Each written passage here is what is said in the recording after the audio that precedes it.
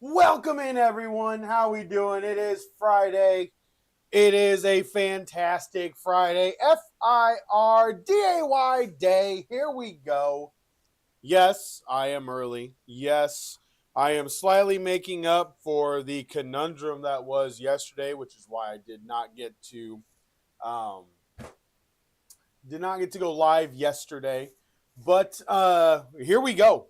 I am pumped for today.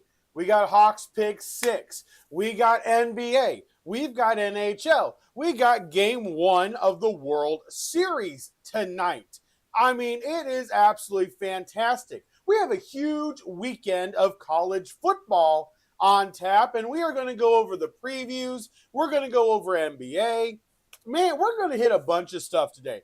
Hawks Pick 6, which, by the way, they're going to suck this week. But how are we going to open it up? Well, we're going to open up off of last night's NBA action because I have a pet peeve. I have a pet peeve with basketball. I said this after night number 1 of hockey. We need an embellishment penalty. And I am not going to single out one or the other team when it comes to the embellishment. But I will say this. At some point, a basketball player needs to play basketball. Shai Gilgeous-Alexander is one of the best players in the NBA. But he gets touch fouls.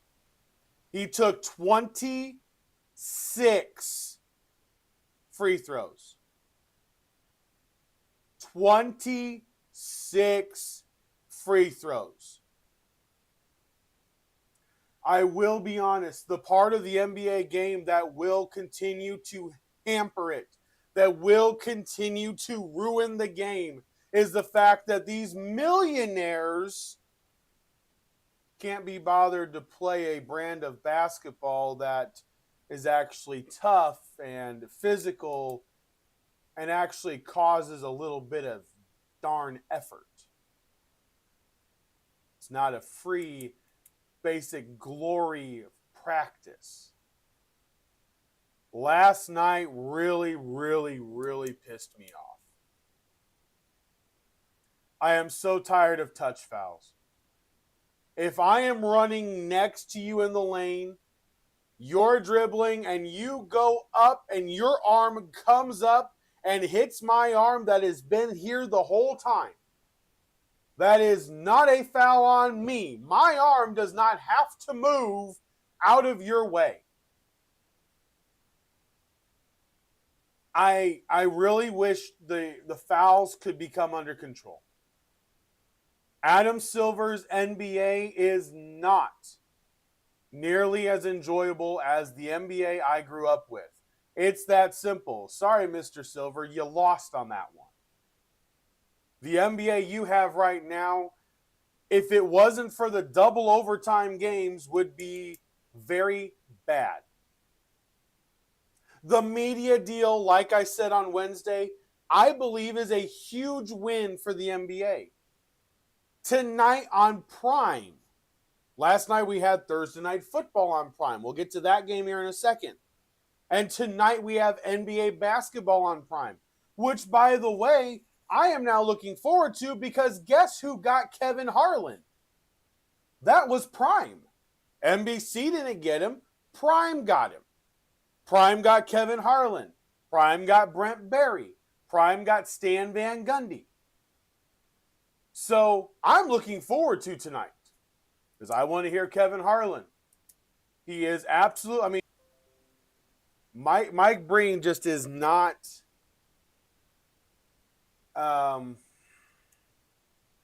He doesn't have the same juice. I'm sorry. He doesn't have the same juice. Kevin Harlan is exciting in the moment. And last night, even during the game, I just felt like the emotion wasn't there. I just felt like something was missing.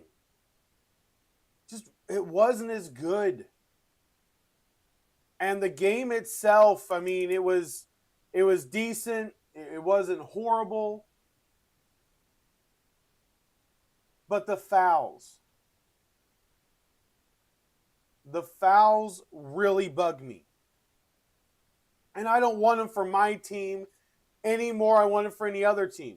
In fact, one of my criticisms, if you guys remember, last season was Indiana doesn't get foul shots. Because they act like babies go into the hole. Go up strong. Force the foul to be called. They're trying to do, in the terms of Lou Brown in Major League, they're trying to do this ole crap and get a foul called, which I 100% think should also be a foul because you're embellishing everything. Yes, I know I am old school. I get that. I understand that. But I tell you what, I want basketball to be basketball again.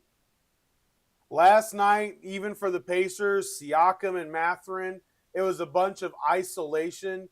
I don't like how the team looks. Nembhard got hurt. He has a shoulder injury.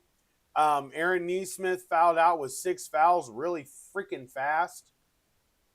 And the reality is the Pacers didn't look great.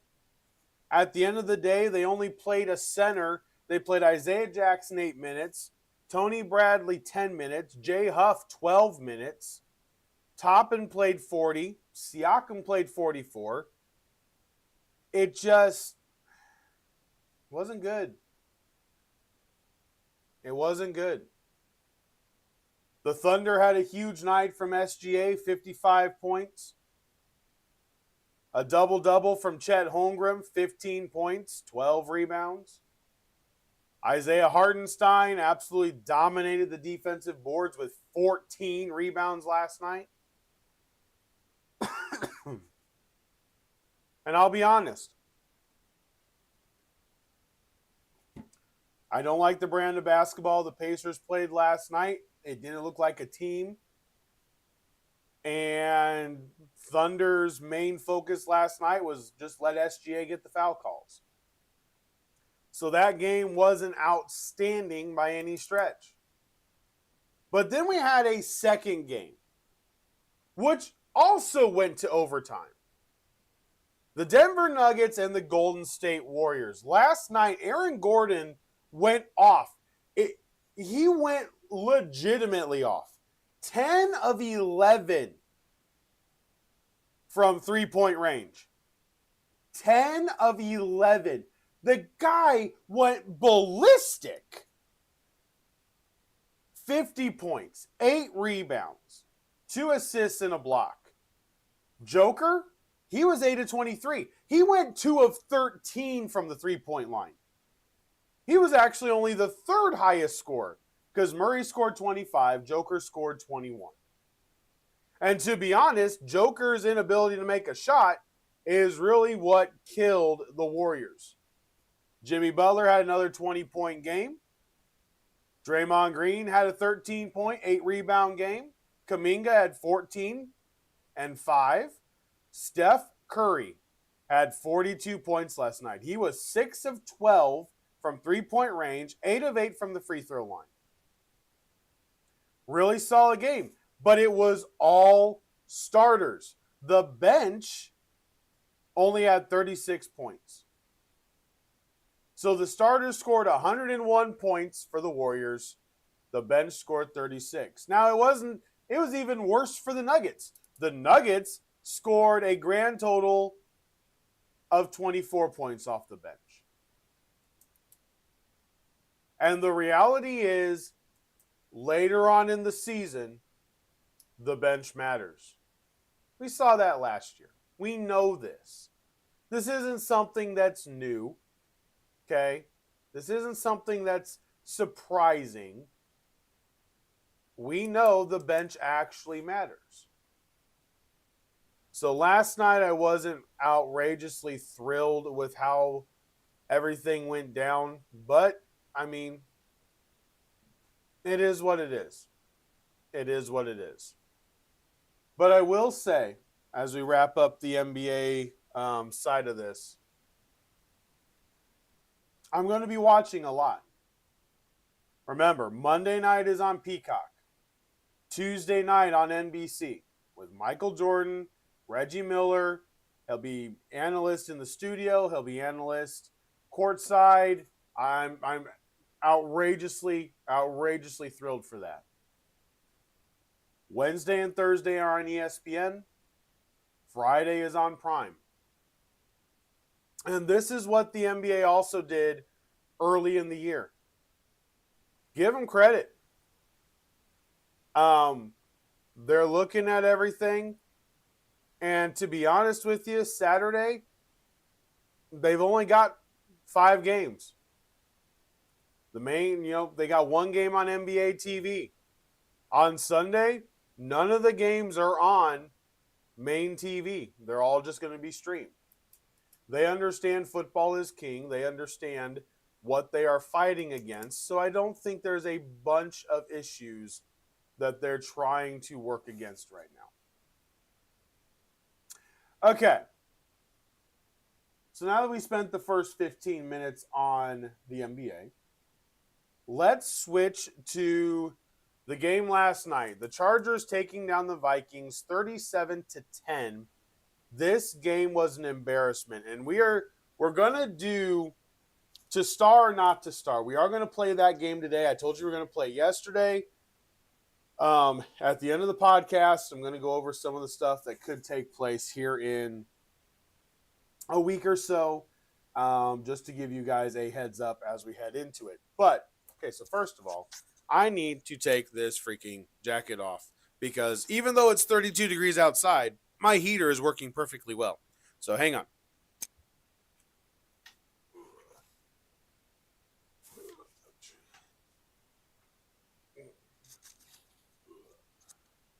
All right. There we go. Okay. So, last night's game. The Chargers ended up playing Carson Wentz. And that's really the best way I can put this because Carson Wentz is really making it easy on defenses right now. He's making the decisions defenses have to make very simple. The Vikings last night, as a team, were 18 of 31, 147 yards, with 1 touchdown and 1 interception. Okay? They had 5 sacks allowed last night. 5 sacks allowed. The running game was awful. 11 runs, 34 yards, 3.1 yards per carry. Now, the Chargers. Justin Herbert, 18 of 25, 227 passing yards, 3 touchdowns, 1 interception. He was sacked twice. Joe Alt was back last night and looked pretty good. But running the ball, 43 rushes, 207 rushing yards, 4.8 yards a carry. And if you're the Chargers, that is the blueprint to win when your offensive line is struggling. The reality with what is happening with the Chargers, they have a tight end, Oronde Gadsden II. I remember his dad. Played for the Dolphins, possession receiver. This kid, tweener tight end, I like him.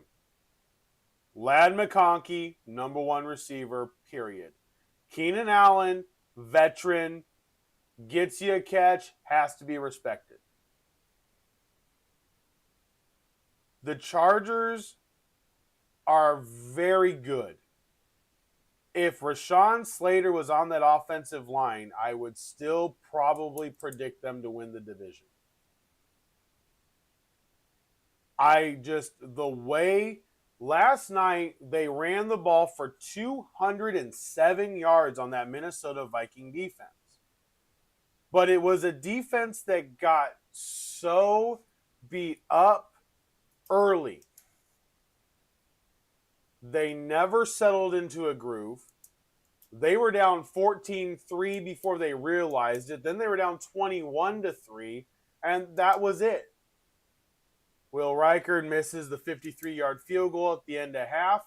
I thought it was great of him just to get the kick off. It was on line, but he did kick it high as to not get it blocked.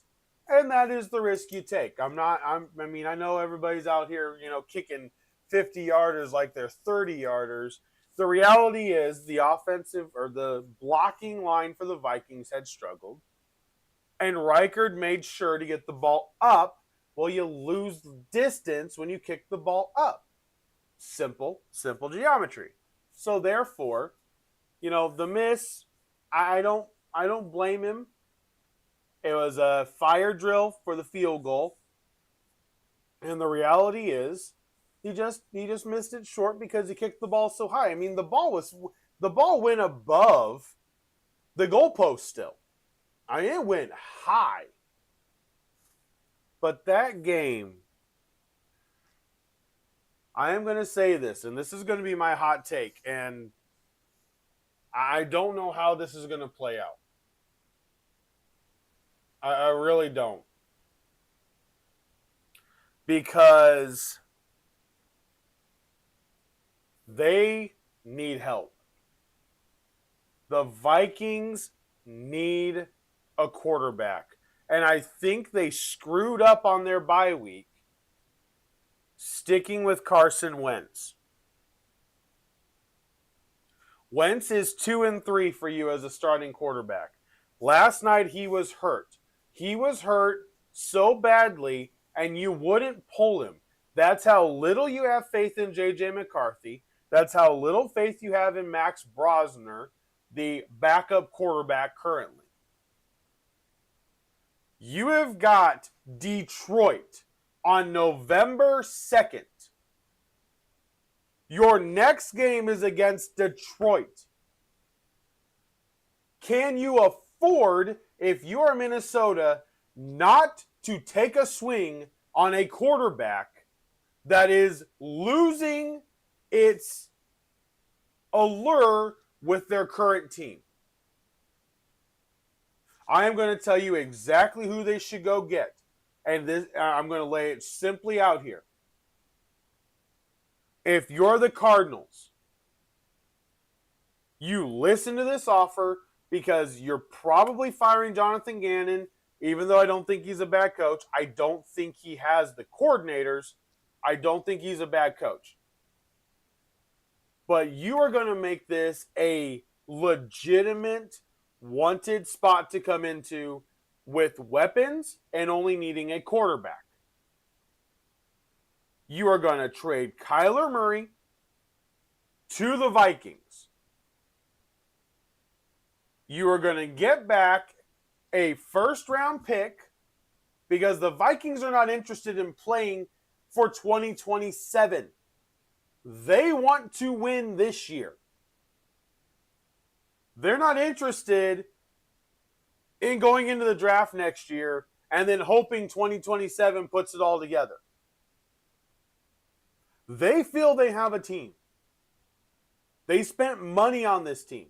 So, if Arizona will cover Kyler Murray's contract through the end of the year, besides postseason bonuses, should they apply,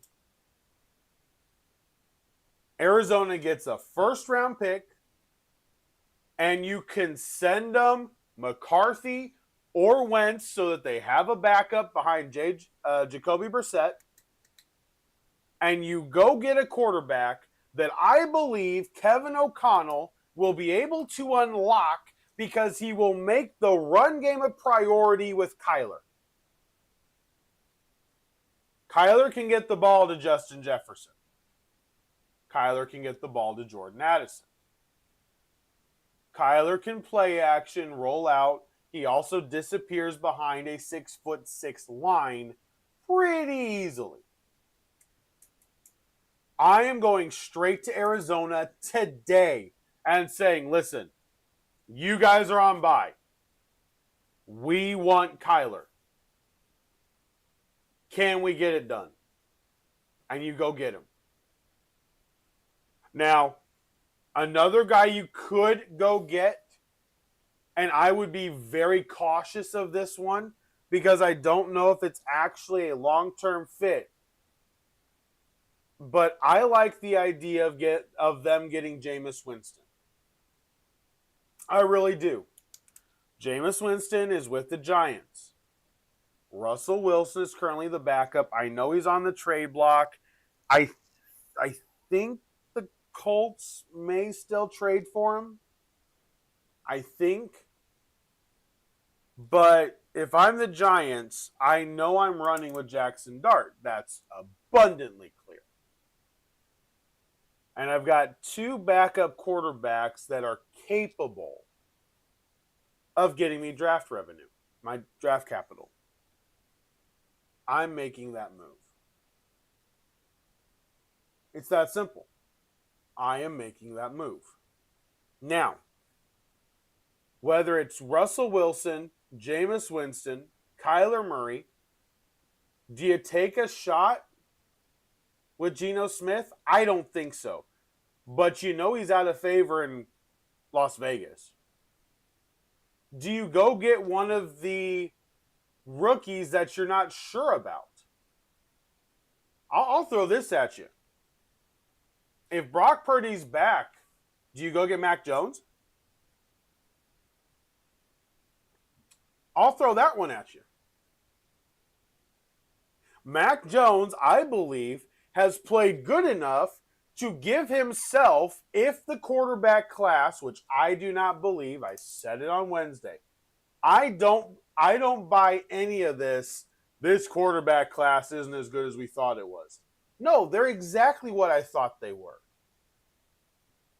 They're affected by the NIL more than you realized. They're affected by coaches that aren't willing to adjust. Garrett Nussmeier with LSU, Brian Kelly is basically staring down his third straight loss because he doesn't have a defense. His defense has failed him in every big game thus far.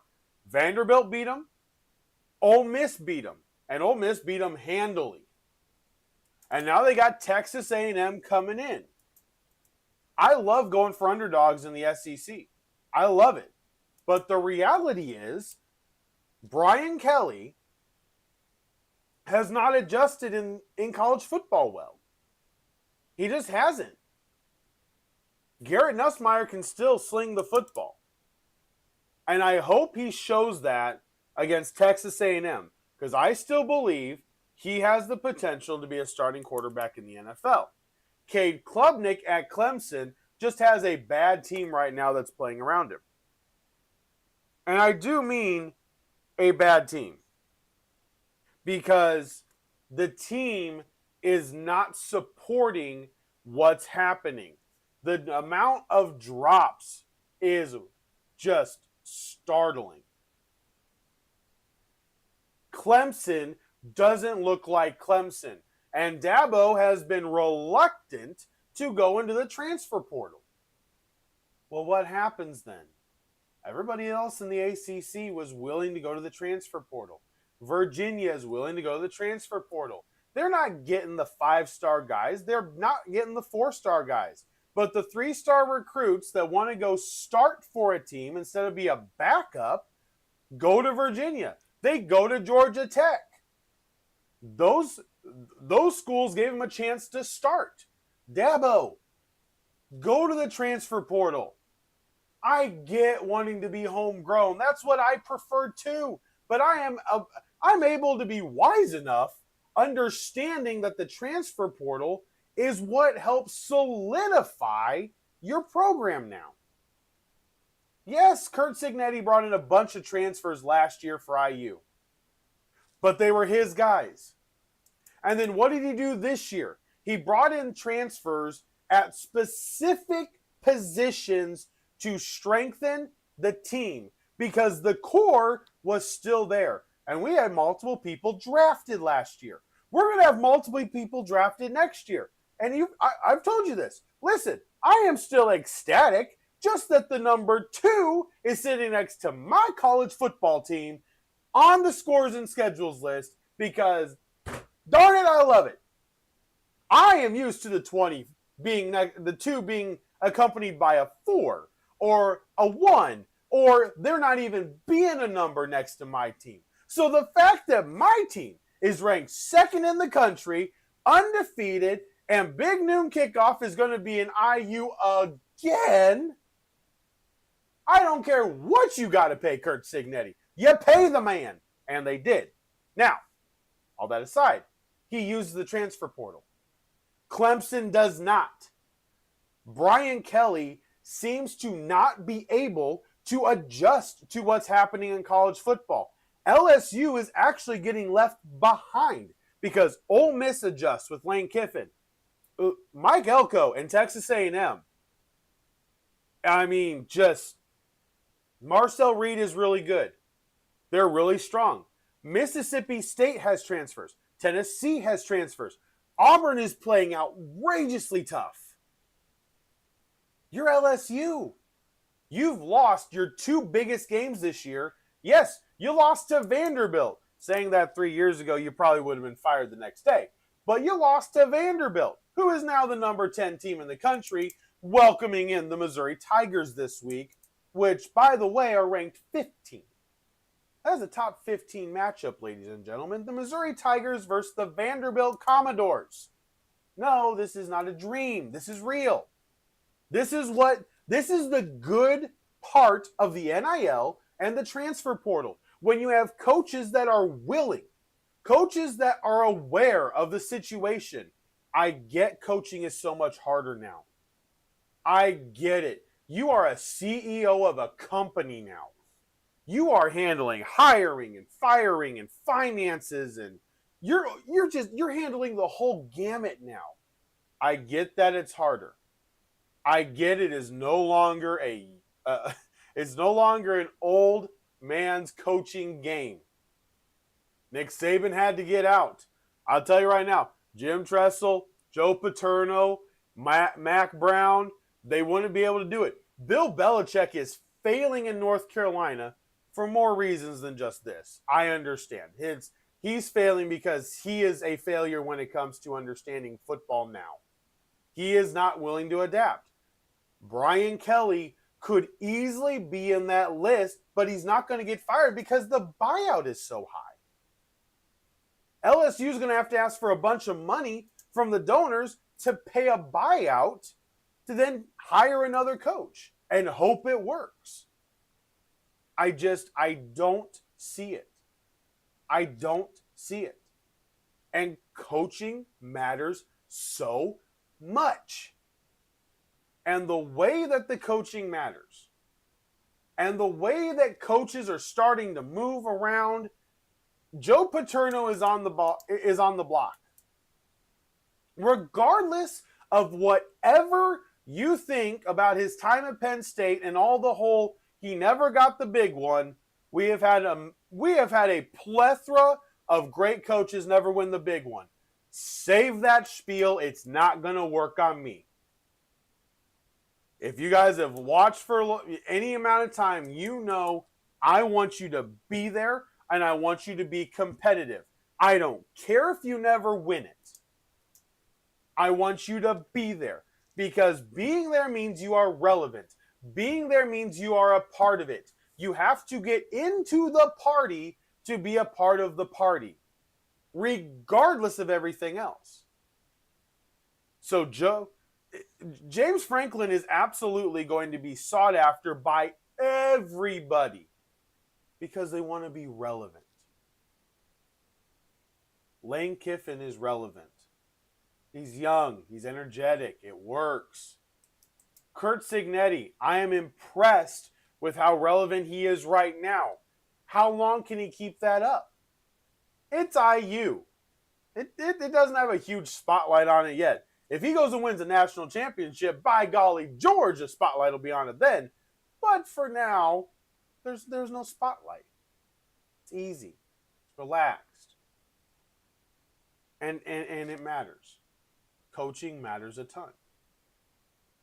And then when you go to the NFL, so let's transition because there's a couple of coaches that potentially could be going to the NFL. Marcus Freeman's name is once again being moved around in the NFL circles.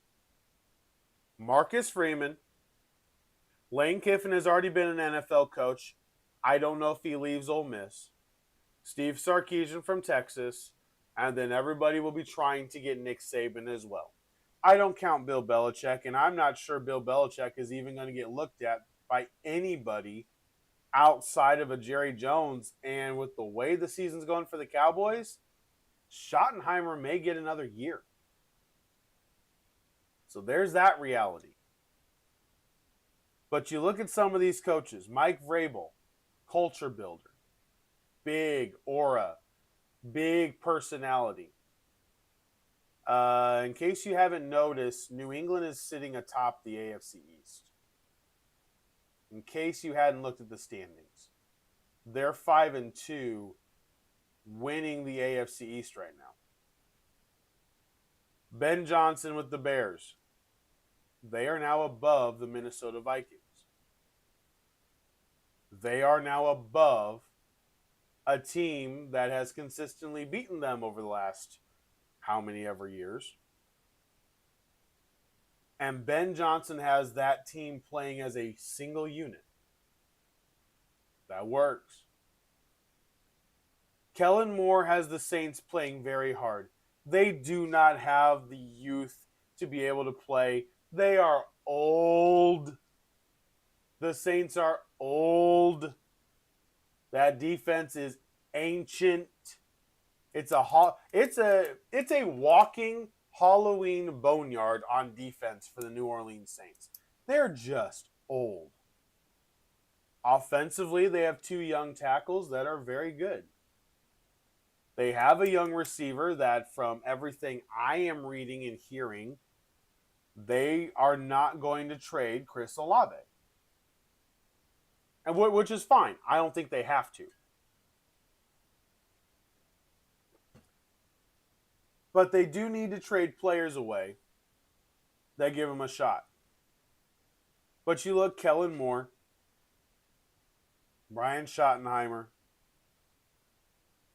Pete Carroll is older. And his team is not losing because of anything he's not adapting to.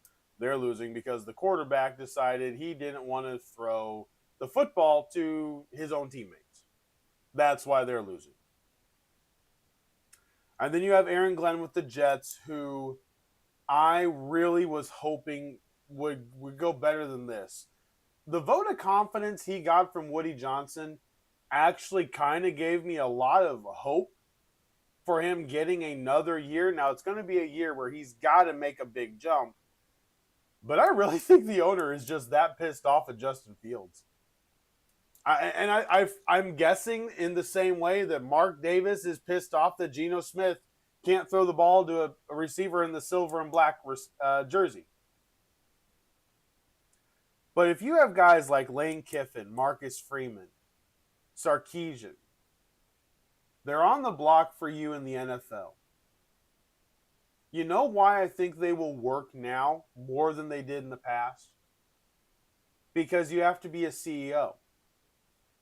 And you have to be aware. And I fully believe that the way college football is set up now is a great trainer to be able to move to the NFL. And I think Marcus Freeman would work. I think Lane Kiffin has learned. He was young the first time. And it was the Al Davis Raiders. Okay. I think Sarkisian, I've gone back and forth on him. I think Saban should go back to Miami and finish what he started trying to do. He got screwed over by the Miami Dolphins staff. You know, he didn't get Drew Brees. He ended up with a older Dante Culpepper that was basically worthless that year. So I would love to see Saban go back to the Dolphins. I really would. But these coaches, these college coaches go through a lot now. It's a lot of work.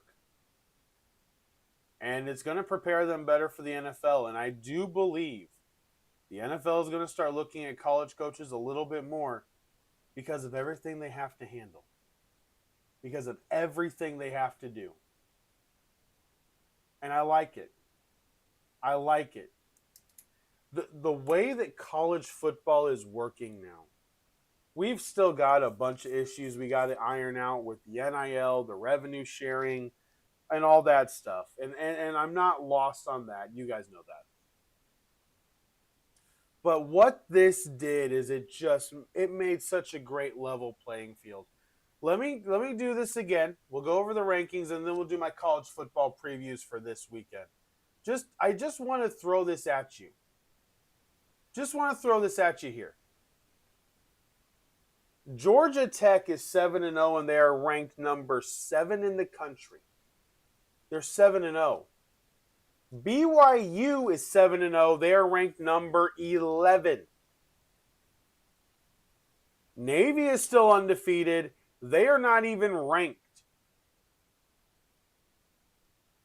You have Cincinnati, 6-1. South Florida, 6-1.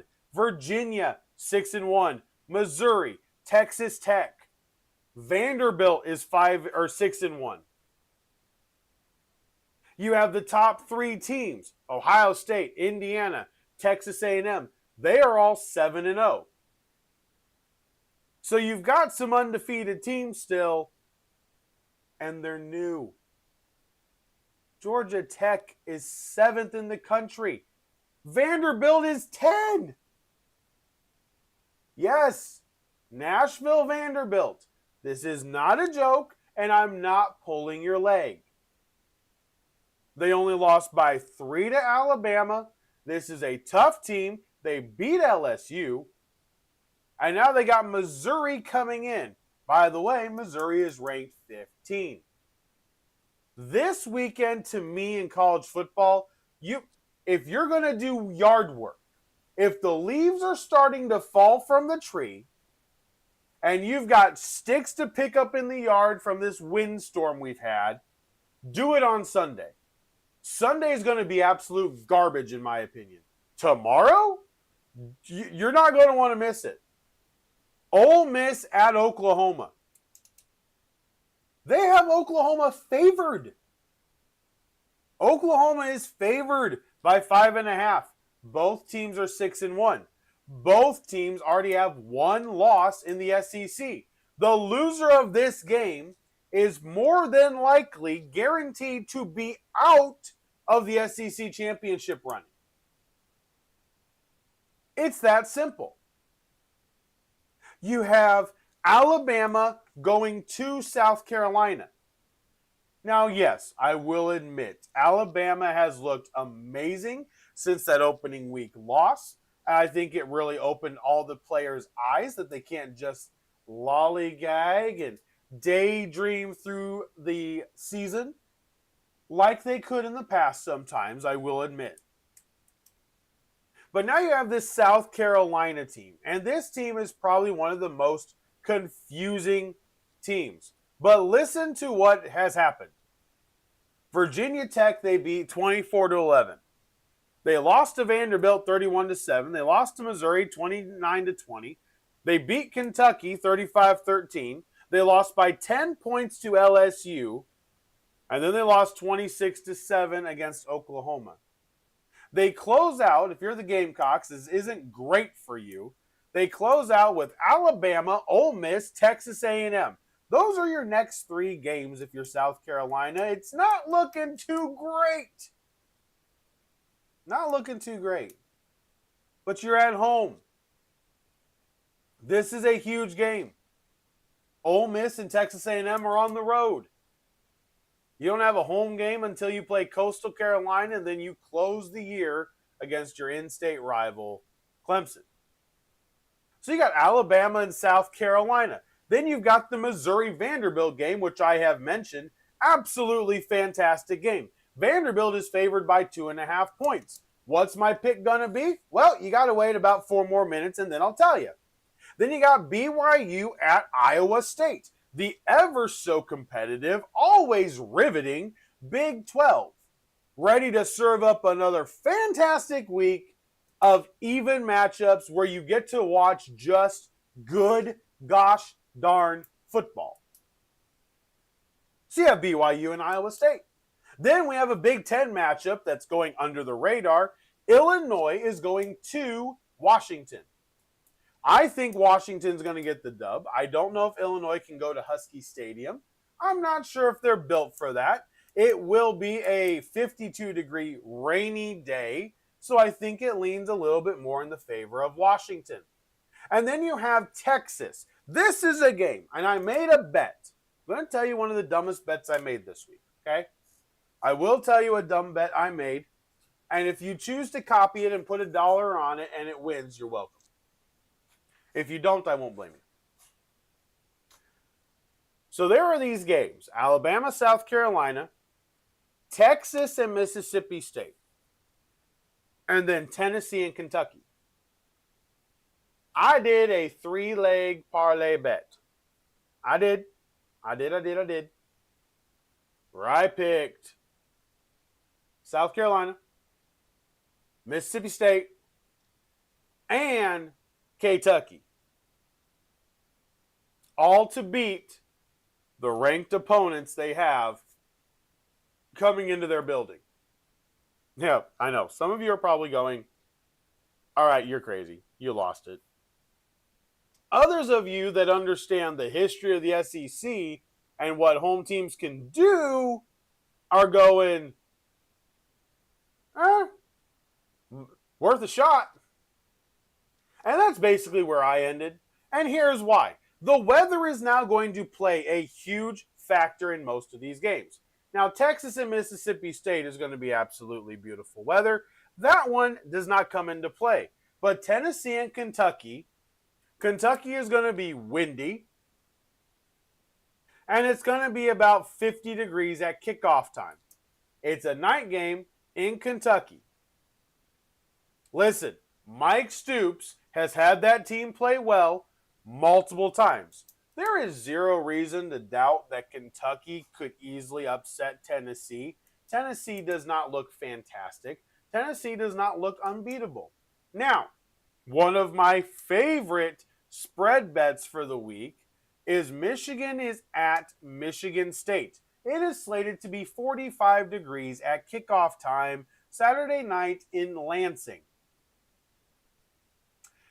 Michigan is favored by 14.5. I'm going off of what I watched last week when Michigan State came to IU. I believe the Spartans in a rivalry game, interstate rivalry game, the one that matters more, I believe they'll pull out some tricks. I believe there is a little bit of fun up the sleeve of Michigan State, and I believe they will at least be closer than 14 and a half. And you're like, well, that's 2 touchdowns. Yes, they may lose by 10, and my bet would technically be correct, which I do love about it, not going to lie. But I think this weekend in college football may be one of the last weekends you see a bunch of upsets. And here's why. Because it will refocus everybody to finish the year. Guys, this is week 9 of college football. Keep that in mind. This is week 9 of college football. A loss now kind of resets you for the rest of the year. I myself am very leery of UCLA in Bloomington on Saturday. And I know you're like, really? UCLA? Dude, have you not seen what they've done since they fired Deshaun Foster? Like, come on. Yeah, I'm slightly worried. I'm not really concerned, but the reality is, I believe this is that week for the upsets. Watch for the upsets because the main teams, the favored teams, will then refocus and finish the last 4 weeks out strong. That's what I believe will happen. Everybody plays 12 games in the regular season in college football. Most teams, this is game number 8.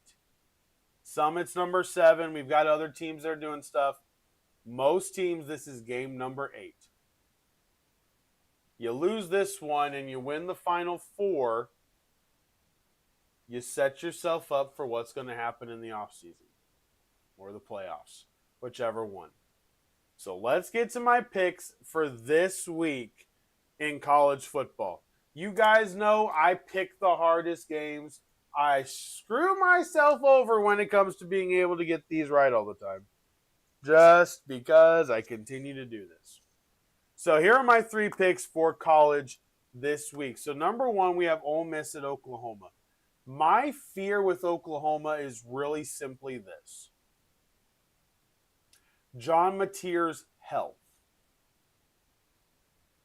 When healthy, I believe Oklahoma is clearly the better team. When John Mateer is injured, Oklahoma is 1,000% beatable. He is the best player on that team. Without him, they really don't have one. So in my opinion, for this week, it actually got really hard to pick between the Runnin' Rebels of Ole Miss and the Sooners of Oklahoma. I'm going to say Oklahoma understands they have to win this game. And I'm going to say that at home, John Mateer, the Oklahoma crowd, I think Mateer plays the whole game. I'm going to go with the Sooners over the Ole Miss Rebels. I'm going with 13 over 8. Technically, it's an upset, but they're both 6-1. Like, I'm not going to count it as an upset because Oklahoma's home.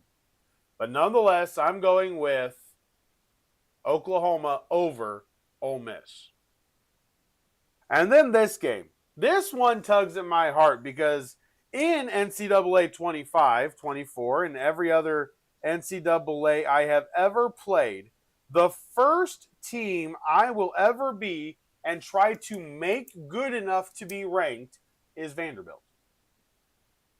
I have played as Vanderbilt going back to NCAA 05.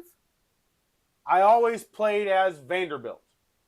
So watching a team like Vanderbilt, dude, I got Vanderbilt ranked 10 and I got IU ranked number 2. It's a great year for a guy like me. It's a fantastic year for a guy like me. But they have this team, Missouri, coming in off of the loss to Alabama.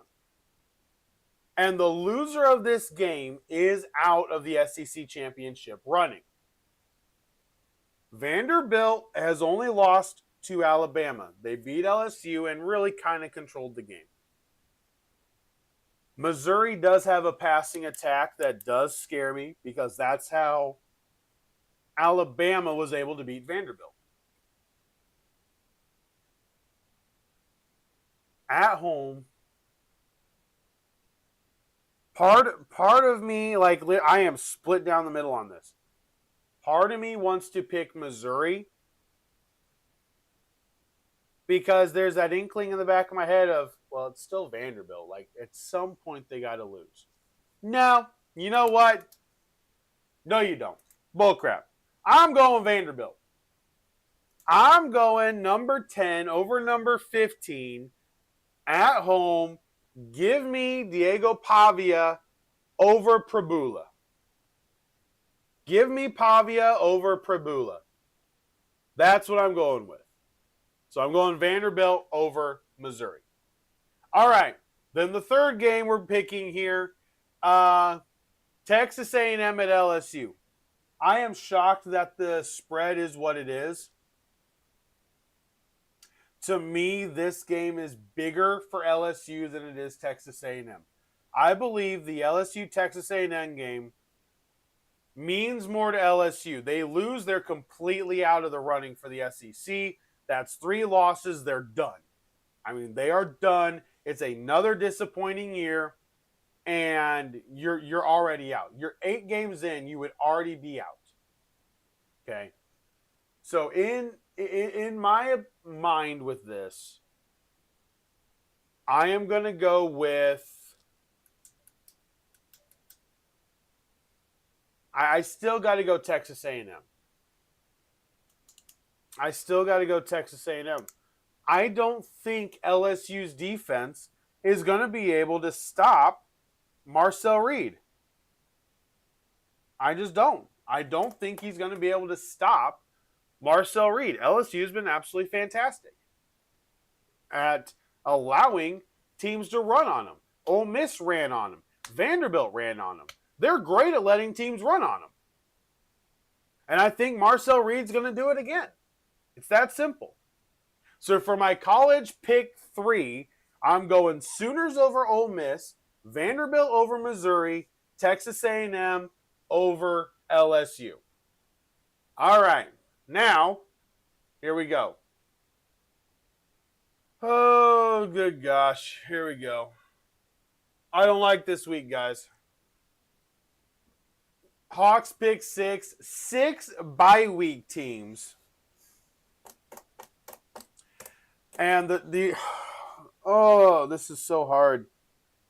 You guys know I don't like picking these big favorite games because I'm like, well, the favorite's probably going to win. I don't like it. And this week there's a lot. So I'm going to go down the spread numbers real fast just to give you an idea of how hard it is for me to get 6 games to pick. The Falcons are favored by 7.5 over the Dolphins. The Bengals are favored by 6.5 over the Jets. Patriots are 7.5-point favorites against the Browns. Philly is 7.5 over the Giants.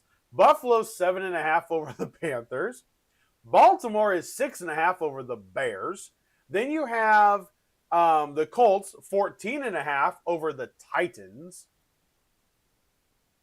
And the Chiefs are 11.5 over the Commanders. So there's very few games that are not 6.5 for me to be able to pick.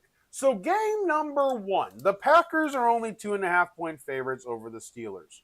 Now, after the long rest, after the heartbreaking game to the Bengals, do I believe the Steelers come out and play really good on Sunday Night Football?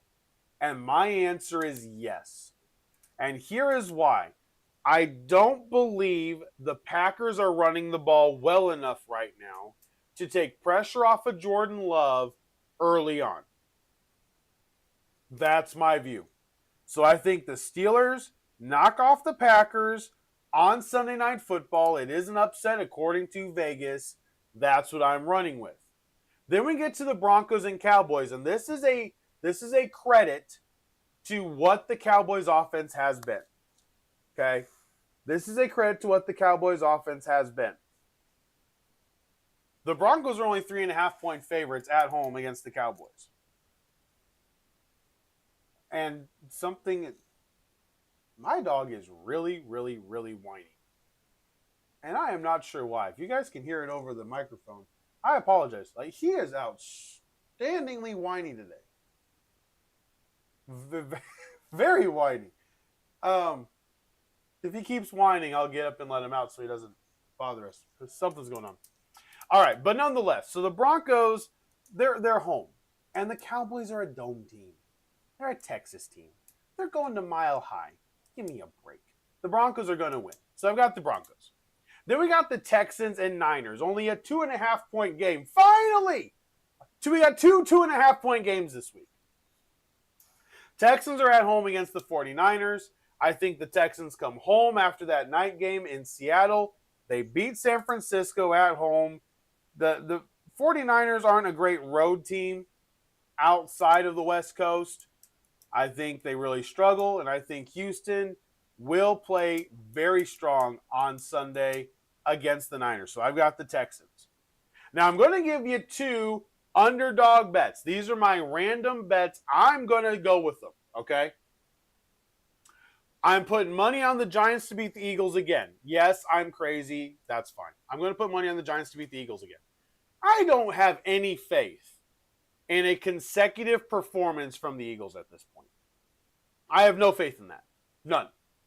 The Giants had a heartbreaking loss last week, and it was on the road, and they showed a lot of fortitude. Philadelphia is struggling. Struggling. Still can't run the ball. And I think that plays in the Giants' hands, especially their pass rush. So therefore, it's a wild hunch. I got to get to 6. What else am I going to do? I got to get to 6 somehow. So, I'm picking the Giants to knock off the Eagles. And then, without Lamar Jackson, I am doing it. I am picking the Bears to beat the Ravens. Lamar Jackson, they're saying, is questionable.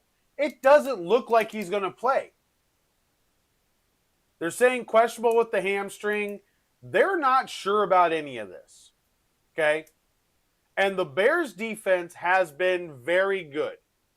I'm going to take the upset. I got to get to 6 picks. So I got to do this. I'm taking the upset. I'm going with Bears over the Ravens, and I'm going with Giants over the Eagles. Call me crazy.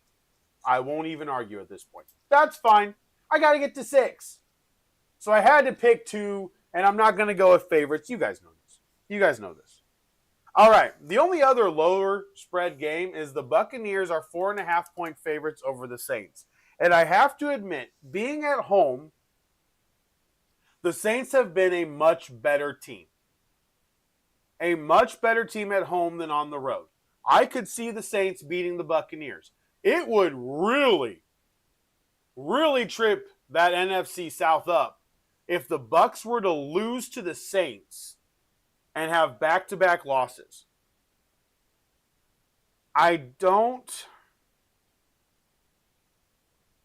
Mike Evans is out. Chris Godwin is still not playing.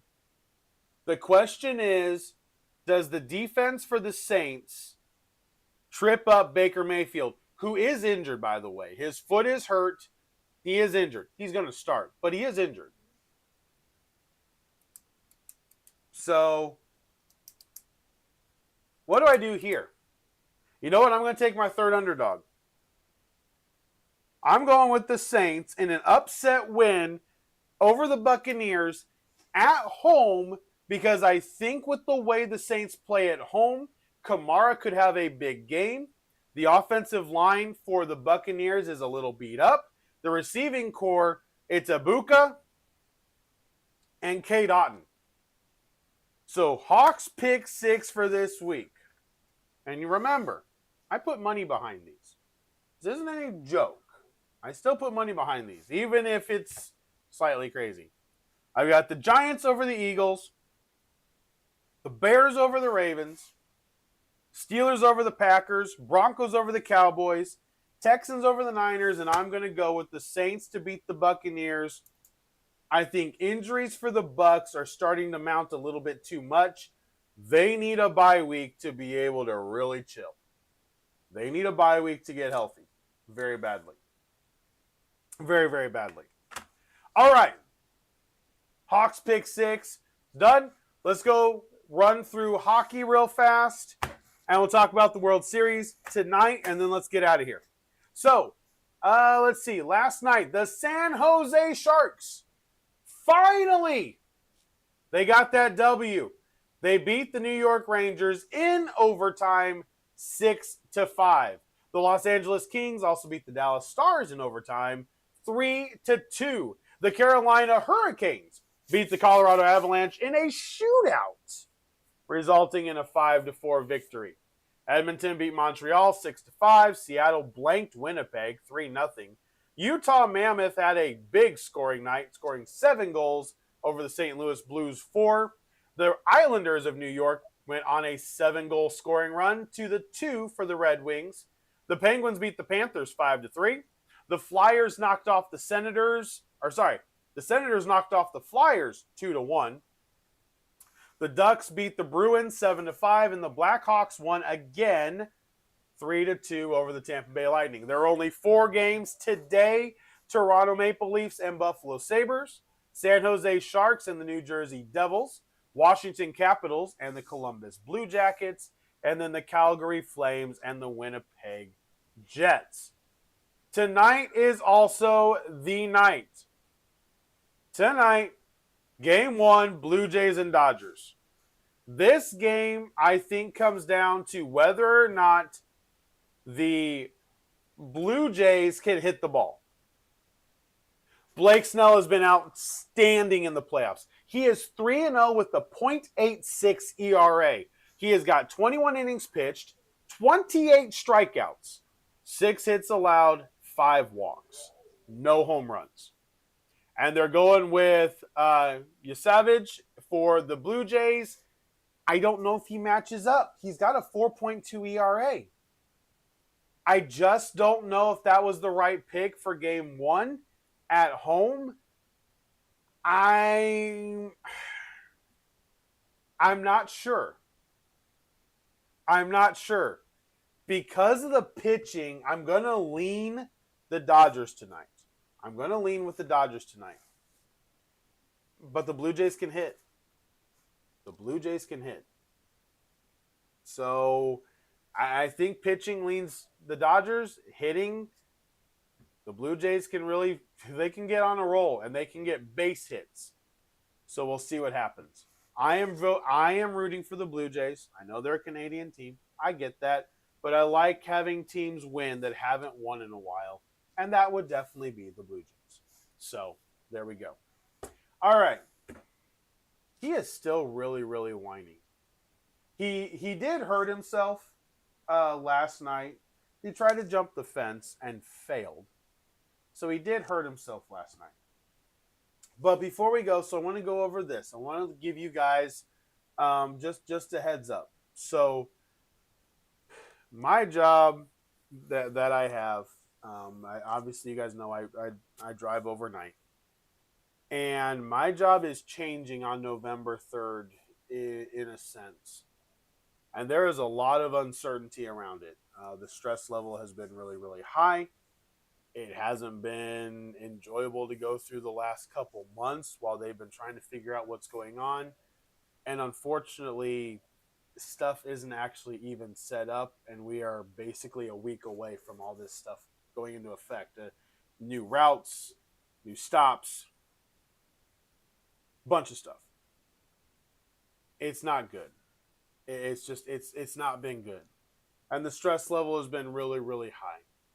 Well, starting on November 3rd, I don't know when I'm going to get home in the morning for the first 2-3 weeks of this new endeavor, new contract that they have.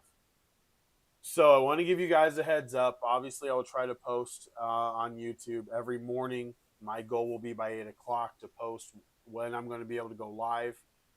But I will definitely be stressed out. So I may be doing condensed podcasts for a couple weeks, just as I get into this job. There's a lot of people lost a lot of money. A lot of people potentially are going to be losing their jobs, and it's not a good scenario. It's not a good situation. I hate it. I mean, the stress is through the roof for almost all of us with the amount of uncertainty. So, with that, guys, just please keep that in mind. As we get to November 3rd, I don't know when I'm going to be home. I will try to post by 8 a.m. if I'm not going to be going live that day at 9 o'clock. So hopefully you guys can stick with me through those 3 weeks. I've been working really hard on this podcast. I don't want it to drop at all. That's a lot of hard work that would just all of a sudden fall, and I don't want that to happen. But obviously, it's my job. I got a family to provide for, and that's the most important thing. So bear with me as we go through that. But ending it on a high note, we got a lot of good college football. NFL could suck. We got Game 1 of the World Series tonight. We got NBA basketball. Have a great sports weekend. It's going to be freaking fantastic. Have a great sports weekend. Have fun. Have a barbecue. Remember, do all the yard work on Sunday. Tomorrow, watch football. And I will see you guys Monday morning, 9 o'clock.